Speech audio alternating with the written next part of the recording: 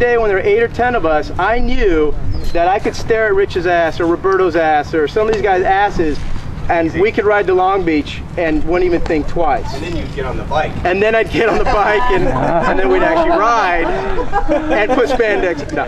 So anyways, so we came from sort of a niche group, if you will, and now we've expanded that club for all the right reasons to kind of the universe. And rather than trying to indoctrinate 1 or 2 new riders every Saturday, we've got 4 or 5 every Saturday. So the point of my email was, it's not like it used to be, is probably the best way I can say it. And for 85% of you, you weren't here in the quote-unquote good old days, as I coined it. Actually, just by show of hands, who's been here with the club less than a year and a half? Yeah, so about half of you. Who's been here for 3 years or longer? Okay, so a handful. All right, so about half and half. So, anyways, 2 3/4. Just missed the cutoff. Okay, so real quick. So just to wrap up, what we want to do is the bar. Again, going back to before a lot of you came, the bar was set here, and the bar was set here by Rich, and the bar was set here for a reason. One is because you get a better ride in. Okay, you get a. But number 2. Actually, probably 1.1 is it's safer, all right? And when I come to the Saturday rides, my number 1 concern beyond everything is your guys' safety, okay? So when I make comments like we're in the pack and I see a guy up front who's squirrely, or I see someone who's hitting their brakes and they shouldn't be hitting their brakes, I don't think, dude, you're squirrely. I think you're squirrely and you've got 8 guys behind you, okay, who are relying on you to not be squirrely. So what happens is, those 8 guys behind you see you're squirrely, they just go, fuck you, I'm out. I'm gonna drop off the back. I don't know what that guy's doing. I don't know why he just zigzagged. I don't know why he just braked. I don't know why, whatever. I'm out.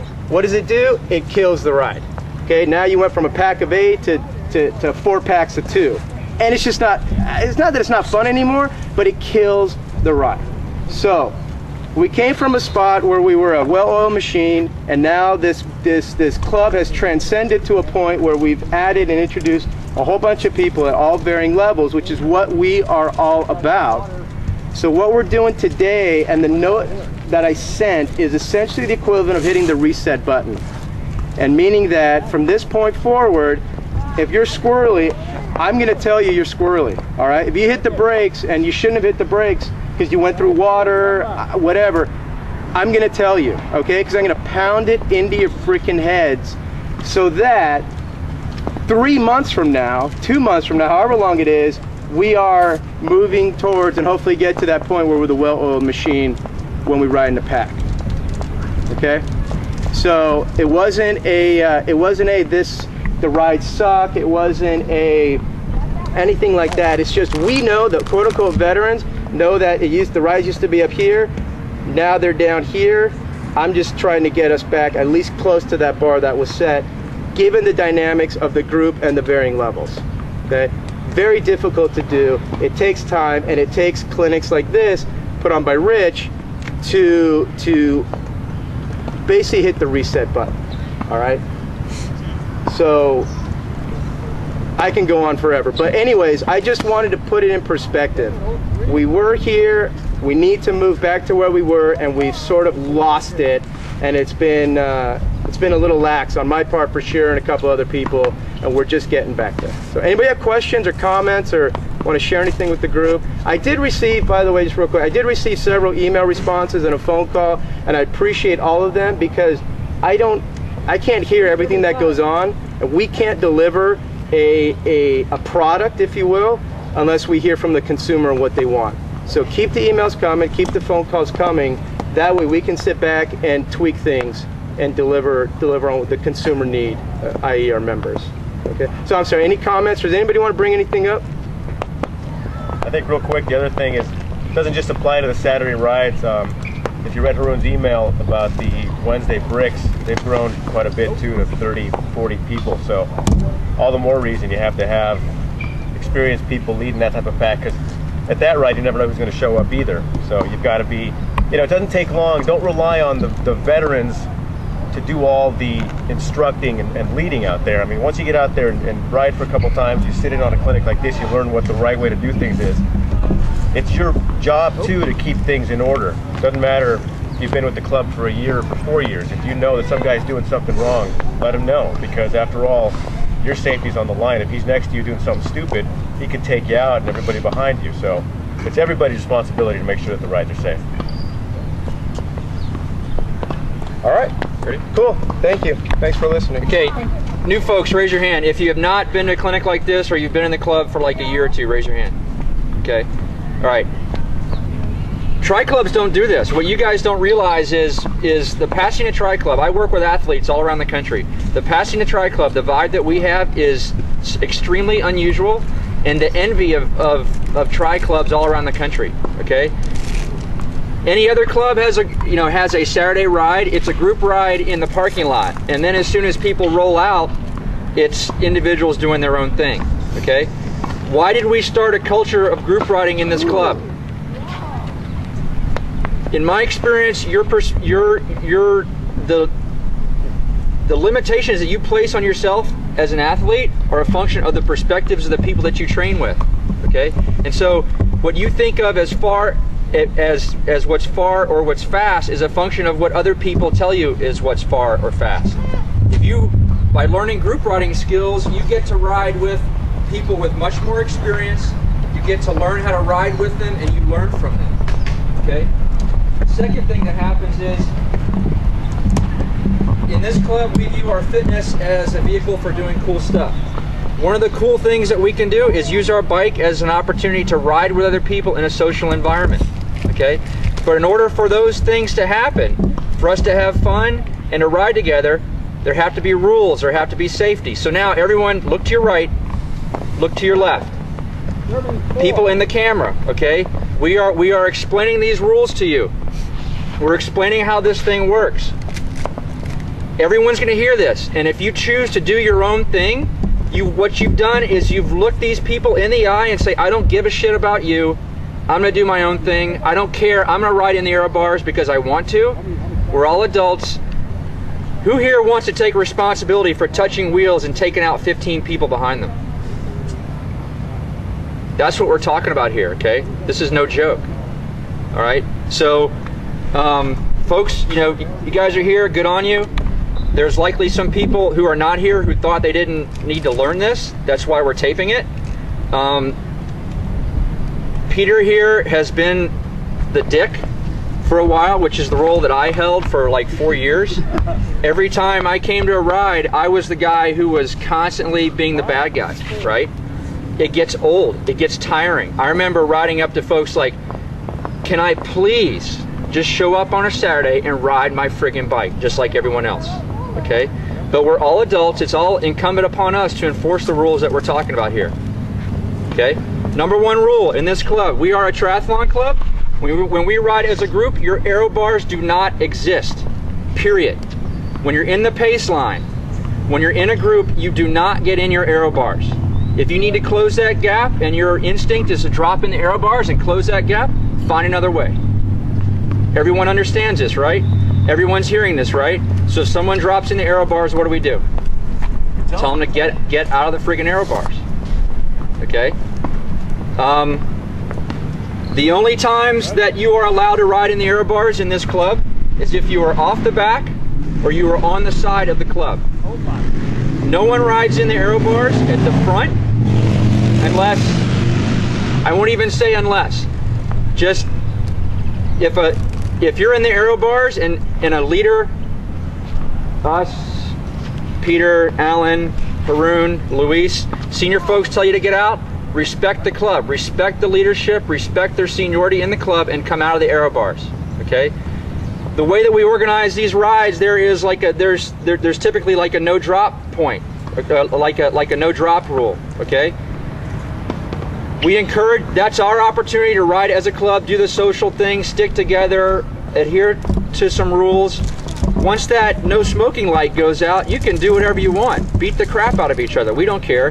But the club owns that first 6 miles. The club owns that that no drop line, okay? You respect that by riding the speed limit, by staying out of your aero bars, etc.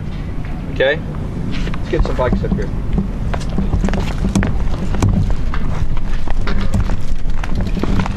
Group riding isn't so much rules as it is best practices, okay? So we're going to talk about some best practices. The second most important rule is to be smooth. Realize that everyone's watching you, and if you're in the front and if you make some squirrely move, people behind you interpret that as there's something wrong, something just happened, and your small reaction telegraphs itself all the way back. Okay, so before you do anything other than simply continue to pedal your bike, okay, think about how think about how your action will be perceived by the 30 people behind you. Okay, so I'm pedaling and I coast. If I'm coasting, what do you think I'm doing? I'm braking. Okay, or if I suddenly take my hands off the bars and no hands and take pictures, Haroon, where you at? Okay, what I'm saying is before you do anything, just say, is this something that's going to be communicated to the people behind me as something unusual? Okay. The other thing is, okay, you always want to be looking as far forward as possible. The benefit of group riding is this draft thing, okay? It allows a weaker cyclist like Benny to ride with a stronger cyclist like me, okay? So hypothetically, so if he can keep up, right? If he can hang on a wheel. So Benny, move back. Back. Back there, Benny's doing about maybe 90% of the work that I'm doing. As he moves up, 80, that's about 70%, okay? Now what happens to Benny, because he's a new rider, right? Benny doesn't know what he's doing. He's pretty squirrely, right? As he gets closer, what starts going on inside his head? He gets scared. Whoa! This, too close, danger, okay? How do you fix that? First of all, we have clinics like this where we're all operating under the same rules, but second, you just got to do it. You just got to expand that boundary. But what Benny's not doing is he's not looking at my wheel. He's not fixated on my wheel. He's looking at my jersey, he's looking over my shoulder, he's looking as far ahead as he can, so that rather than having 6 inches to react to something, he's got several yards. Okay, so number one thing about being for Benny is to not be fixated on my wheel as a target. He's looking at my jersey or he's looking through me. Okay, second thing is bad juju. What is this called? Crossing wheels. Okay, where's Haroon? Behind you, where you want him. Here, let's go this way. Haroon has gone down on my wheel alone, like at least twice. He's crossed my wheel, okay? Very rarely does the guy in the front go down. Very often the guy in the back goes down. So do not cross wheels. Do not cross wheels, do not cross wheels. If someone says, hey, don't cross a wheel, don't friggin' cross a wheel. Why? Because you cross a wheel, you take out everyone behind you. Okay? My point is, at some point, for us to all make this work, we all gotta be hard asses. Okay? Don't be afraid of someone, and I'm telling you, we're all hearing the same thing. If someone flips you attitude, you've now looked at another adult in the eye and said, I don't give a shit if I take you out. It's just not the right thing. Okay? So, crossing wheels, bad juju. Get behind Benny. So let's talk about responsibilities as we move backwards through the peloton. Okay, your responsibility in the front is to ride as smoothly as you can with no surges. You going to the front of a pace line is not your opportunity to demonstrate to everyone how strong you are. Okay, in order for this this to work, when I get up to the front, I simply hold the speed that the peloton has been riding. Okay? I'm smooth. I don't surge. I don't hammer up hills. Everything I do, I say, how is me accelerating going to affect everyone behind me? Because as I accelerate, that creates a gap. Benny accelerates, and next thing you know, what is a smooth ride in the front is perceived by Roberto in the back as this accordion effect that's going back and forth. Okay? Second responsibility in the front is to not brake, frankly. Okay? Slow down by sitting up, catching more wind. Always try to pedal. You can slow down by simply soft pedaling, by not pedaling, by not engaging the cranks. But if I coast, Benny thinks he's braking. There's something going on and it works its way back. Okay? Benny's responsibility is to be as smooth as possible, to maintain this gap, to always be pedaling, to figure out a way to slow down without slamming on his brakes, and it works its way backwards. Does that make sense? Okay? The third wheel, his responsibility is to respect the work that the people in the front are doing by paying attention. There's nothing more frustrating when you've got 4 guys in the front who are working together to keep everyone on, to have a weak cyclist like Haroon. Move up. He's chit-chatting. He's chit-chatting back there, okay? They're talking. We're going down to Long Beach, okay? And I know that gap right there, he's doing more work than he needs to do. We're doing everything we can to ride smooth to keep him on, okay? To keep him on. But if he keeps riding like this, he's gonna pop somewhere. He's gonna pop, and then we as a group are forced to do 2 things. One is, we either, everyone compromises their ride and takes care of him, or we drop him and we leave him in Indian country. Okay? If it's Haroon, we're dropping him. Neither is a good solution. So Haroon respects the work, respects the smoothness of the guys in front by paying attention as a weaker cyclist, keeping a wheel, okay? And let me jump back. One of the other rules we have here is no one expects anyone to do any work. No one expects anyone to do any work. If Benny and I are riding side by side, and you guys know I'm just giving Benny a load of shit, right? I mean, we're likely the heavy hitters in the club here, okay? We're fine riding up front. We'll sit there all day long, okay? I don't expect Haroon to come to the front. If Haroon's having a bad day, or he's a weaker cyclist, I don't expect him to do any work. Haroon shouldn't be thinking I'm being cheesy. He respects our work by paying attention. But if he starts coming to the front and overextending himself, sooner or later he's gonna pop, and then what happens?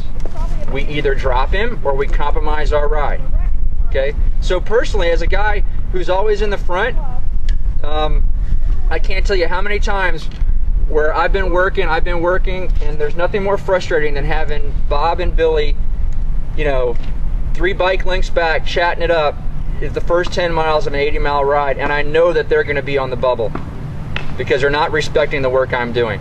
And sooner or later, they're gonna force me to either friggin' babysit them or drop them 60 miles from home, forcing me to be a dick, okay?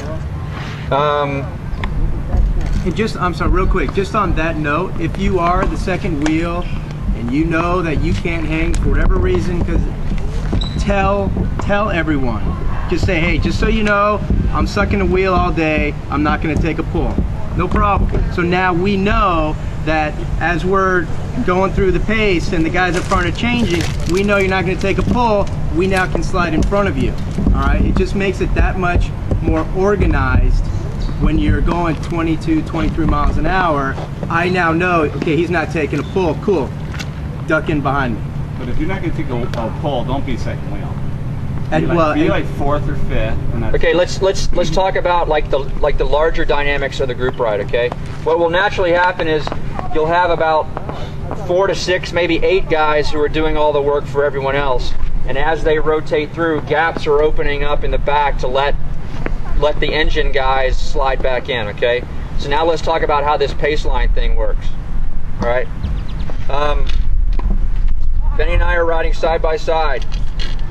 I'm focused on being smooth. I'm not braking. I'm going in a straight line. I'm thinking about how are my reactions perceived by the people behind me, okay? I start moving up. You guys know the drill. So move up, and now at some point here, for the purposes of instruction, when my wheel clears Benny's wheel, Benny's going to say Clear. Clear. This is not the first time we've done this. What you guys, back in the day, we would have 30 people, a 30-person double pace line going across the dam. That's what we're going to try to do after this. So he says clear, I move over. Now, what Haroon does, what does Haroon not do? Speed up. Speed up. He maintains the speed. Okay? So, if you don't have power, he looks down at a speedo and says, when Rich moved out, we were at 22.4. I'm going to stay 22.4. So he rolls through. And now, as I move back, he rolls through, and I say clear. He rolls over. And then, in the back, as I come back, Benny says, Last man. last man. Now I know that I can come in here. Say clear. You didn't say clear. Oh, clear. Good. Okay, so go. Let's speed it up. Clear. You didn't say last man. Clear. Clear. Last man. Clear. Last man. Now, that's a beautiful thing, right? Does it happen this organized? It can be. You know, more experienced cyclists. I mean, I've gone down to Long Beach with like 8 guys who know what they're doing, and we're noodling at like 26 the whole way down. It's just a ballet going back and forth, okay? But until we get good at it, we say things like clear, last man, okay? Now, we're riding, slide in here, and for whatever reason, I open up a gap, okay? What I do not do is step on the gas very quickly and try to close that gap, okay? I simply, because if I surge, what happens to Haroon? He gets gapped. So my point here is we close gaps smoothly. Now, Benny starts riding away. I'm a weaker cyclist. And I, you know, this gap gets bigger and bigger, and I'm working and working and working and working. Okay. What Haroon does is, it's obvious that I'm not going to close that gap. Okay. He's looking at, you know, at my body language. What Haroon's going to do is he's going to come around and give me a wheel. He's going to fill in that gap. But what he's going to do when he gets up here is he's going to give himself a light pedal stroke, which is kind of like sign language, body language for, I've come up here, I'm coming off the gas. That is a signal to you that I'm here to give you a wheel. Take my wheel.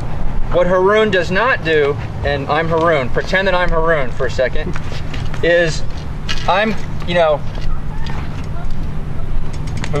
move back. Okay, now Haroon's doing the Pakistani bob and weave. You guys have seen that? When he starts going like this, he's working really hard. He's not going to get that gap.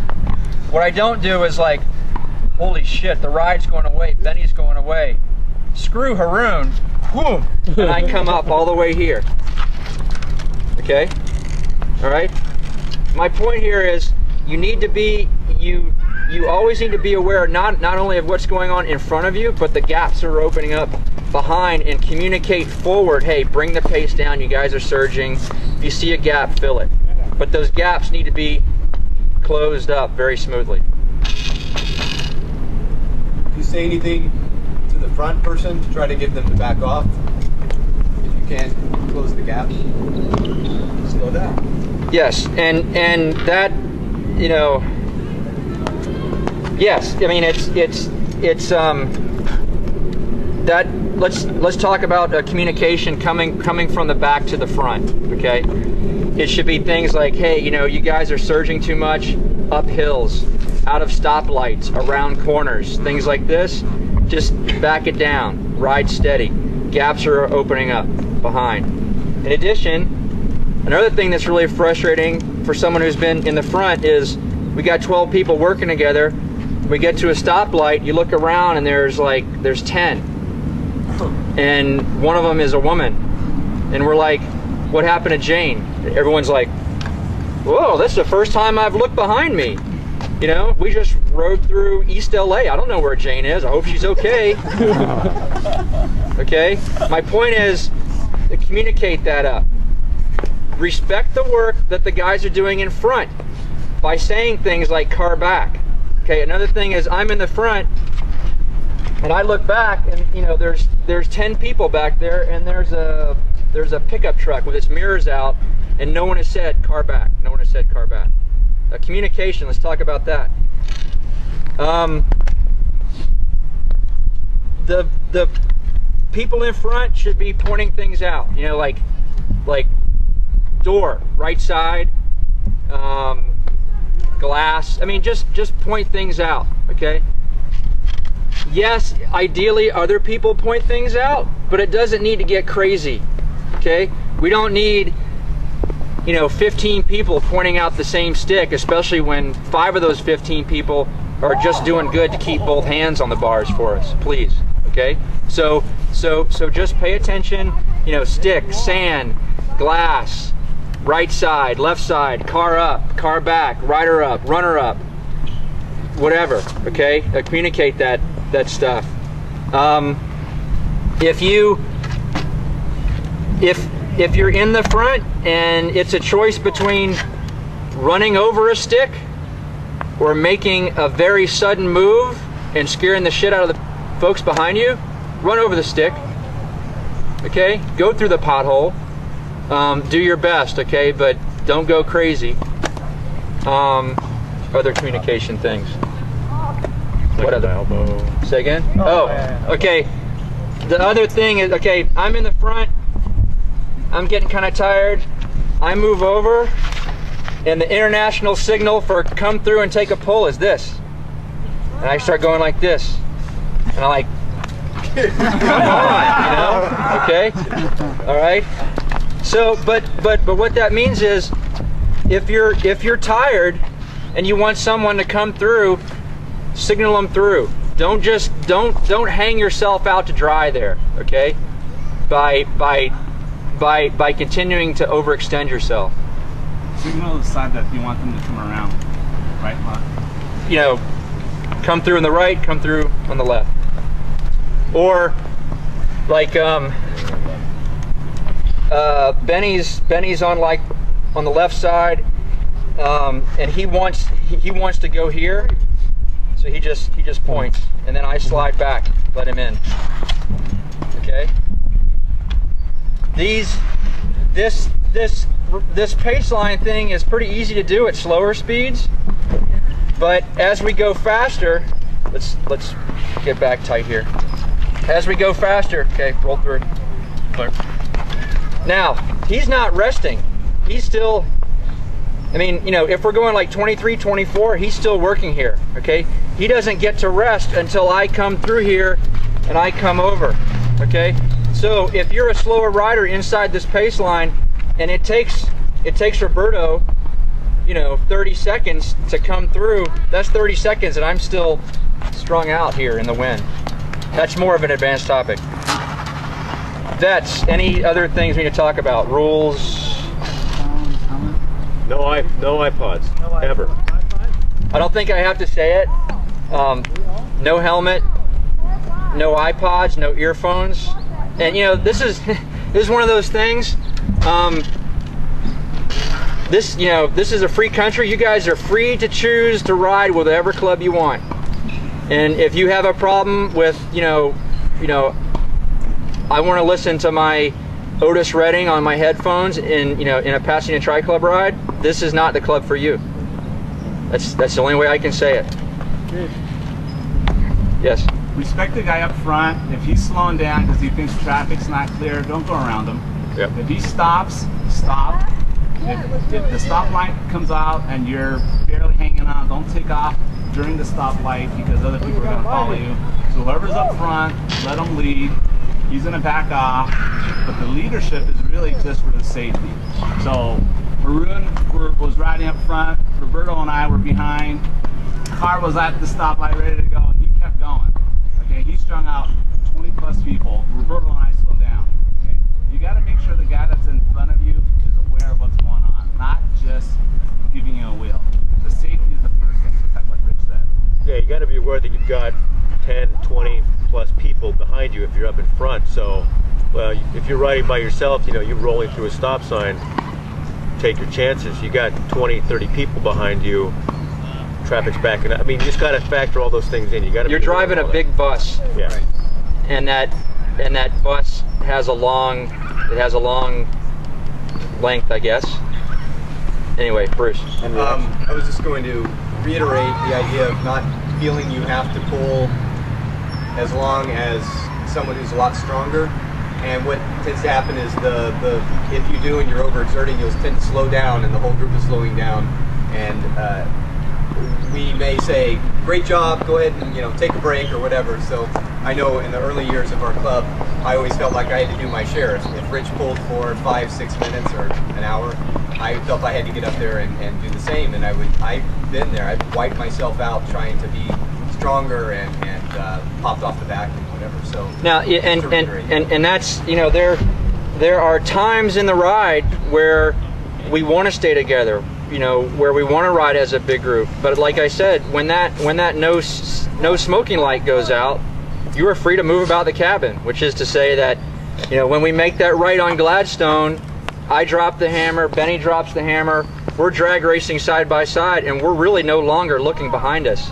And then that's a great opportunity for you to get the training effect of hanging on someone's wheel and developing that perspective of, yes, if I hung out with these people I used to hang out with, 18 miles an hour was a big deal. Now I'm hanging out with people for whom, the bike idles at 22. This is really cool. I'm getting more fit, I'm having fun. I totally shelled myself for, 3 hours and I had a blast doing it. Okay? Rich. Yes. We're in a peloton of like 20 or 25 is what usually we have nowadays. Where do you suggest a new or novice rider be in that peloton? Near the front. Not at the front, near the front. Near the front. Like 6th, 8th wheel. And the reason is because it's the farther up front you are, theoretically, the smoother it is. Okay? If you're not comfortable, I would say, seek out someone who's very smooth and ride behind them. But I can understand people's fear and trepidation about being in the middle of a large group of people. But if you naturally gravitate yourself towards the back, that's where the gaps are. That's where you're most likely to be left behind. And just to add to that, as far as where you are, the reality is that if the group is 25 to 30, you're probably going to have an A group and a B group at that point. So it's probably going to be 2 groups of 15 is the reality of it. So what that does is that puts you within the confines of a group where you're all at a similar skill level. So if you're not comfortable and you look up and you see Benny or Rich up there, you're like, oh crap. You might have that gut feeling. Hang out in the B group. So I don't think it needs to be one group of 25 necessarily, and we bring everyone in. It's the A's and B groups, and those tend to sort themselves out as the ride goes on. But again, if you've been a B group rider for the last couple months and you want to ride with the A group and you want to say, can I hang on to Benny's wheel? Just show up. Go, hey A group, there's 4 of you. Just so you know, I probably can't hang, but I'm going to be 5th wheel. And if I get dropped, I'm cool. I know where the regroup spot is. All right. So these guys now know. Okay, when they look back, they don't see you. You've communicated to them your intentions and where you're going to go from there. So just keep that in mind. Be aware of to the extent that you can, the individuals who are actually in your group. All right, and their skill level. So one last quick thing. riding down the river trail and we're getting to the dam, it's okay to break up 2-3 groups. A couple of weeks ago I tried breaking up, everybody just went by me anyway. You don't have to like stay onto that main pack, especially when we're going through here. Okay, let's anyway. Okay, just general rules that we have as a club on the rides that we do, okay? Basically from here, from Encanto down the bike path to the dam is always admin. Okay, meaning it's simply taking 30 people down the bike path side by side in a tight group is just not safe. So leaders, okay, you guys should all be saying, okay, it's admin down to the dam, and then on the dam the leaders will slow down a great deal and bring it all back together, and then we might do like a big kumbaya 30-man peloton dealio across the dam. Okay, then on any other bike path, no more than groups of 8. No more than groups of 8. With all the turns and the dips and the dives, more than 8 is not safe. So what you'll see me do is if I've stopped traffic to cross Arrow, I'll jump down the bike path and I'll work my way through everyone and just hammer it. What I'm trying to do there is all the A types will try to jump on my wheel and it'll naturally separate itself out, and then as groups we come back together. Okay, so if you're riding and you find yourself going down the bike path with 16 people, your spidey senses should start going off, like bad juju, bad things are about to happen. Break it up, split it up. Okay, yes. About safety, don't expect just the front guys to call it, because actually what happens, especially if we don't ride fast, a lot of people in the back start talking or whatever. Oh, okay. I just want to say, yeah, sometimes if you're 4th or 5th, your line of vision, especially let's say we're riding through, there are parked cars and some asshole is coming out of a driveway, just because of the angle, it happened a couple of times, the front people can't see that person that well. Somebody from 4th or 5th place see that, calls it up, and the guys can get alerted to it. Let's talk about talking. This is how Benny and I talk. Hey man, what's going on? How's your old lady? Pretty good. How's the job? Cool. Looks good. What job? What job? Okay. Right? What we're not doing is, hey man, how are you? What's going on? What's, you know? Okay? Do not. Okay, we all know the rules. You see if you see a couple of clowns having conversations like this with eyeballs, call it out. Tell them. Okay?